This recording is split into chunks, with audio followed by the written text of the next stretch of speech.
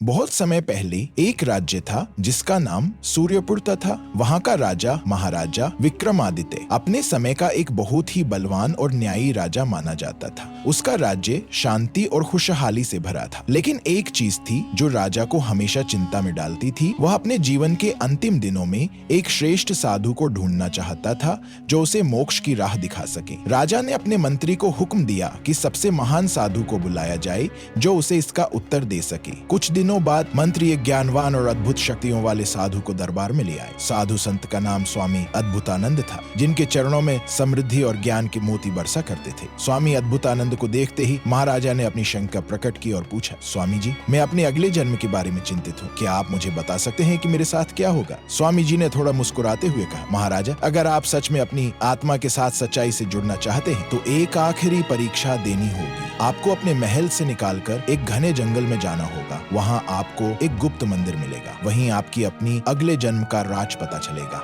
महाराजा ने बिना किसी झिझक के स्वामी जी की बात मानी और जंगल की ओर निकल पड़ा। जंगल के बीच राजा को सचमुच एक मंदिर दिखा, जिसे देखकर उसके मन में एक अजीब सी शांति और उत्कृष्टता जग गई। जैसा ही राजा मंदिर के अंदर गया, वह एक अंधेरों से घिरी गुफा थी। अंदर एक बड़ा सा सोने का आईना था, जिसमें राजा अपने आप को देख रहा था। लेकिन तभी कुछ अजीब हुआ। आईने के अंदर राजा का प्रतिबिंब हिलने लगा। धीरे धीरे राजा ने देखा कि उसका प्रतिबिंब उसके समक्ष आया और बोलने लगा, महाराजा, तुम अपने अगले जन्म के बारे में सोच रहे हो। तुम्हारा अगला जन्म इसी राज्य में होगा, लेकिन इस बार तुम राजा नहीं, एक गरीब किसान के रूप में पैदा होगे। तुम्हारे पास जो शक्ति, धन और सम्मान आज है, वो सब तुमसे छीन लिया जाएगा। राजा विक्रमादित्य ये सब सुनकर डगमगा गया। अपने आने वाले जन्म के बारे में चिंता होने लगी। जैसे ही राजा ने मुड़कर गुफा से बाहर निकलने की कोशिश की, उसे एक और आवाज सुनाई दी जो स्वामी अद्भुतानंद की थी। राजा, ये आपकी परीक्षा थी।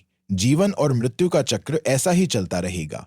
सब कुछ जो आज तुम्हारे पास है, कल छीन सकता है, लेकिन तुम अपने कर्म से इस चक्र को बदल सकते हो। राजा ने पलटकर देखा तो स्वामी कहीं नहीं थी। सिर्फ एक छोटा सा पत्र पड़ा था, जिसने लिखा था, अपना जीवन सदैव न्याय और करुणा से जियो, तभी तुम अपने अगले जन्म का चक्रव्यूह तोड़ सकते हो। महाराजा ने ये पैगाम अपने जीवन का आदर्श बनाया और रात दिन प्रजा की सेवा में लग गया। लेकिन असली राज ये था कि स्वामी अद्भुतानंद एक योगी नहीं, एक चतुर और समझदार व्यक्ति थे, जो राजा के अंदर एक आत्मनिरीक्षण जगाना चाहते थे, ताकि राजा अपने जीवन में कभी घमंड और अनर्थ का शिकार ना हो। राजा को यह बात कभी पता नहीं चली। कहानी का असली ट्विस्ट यह था कि राजा का अगला जन्म उसके कर्म पर निर्भर था और उसका भविष्य कोई दूसरा नहीं, उसके अपने कर्म रच रहे थे।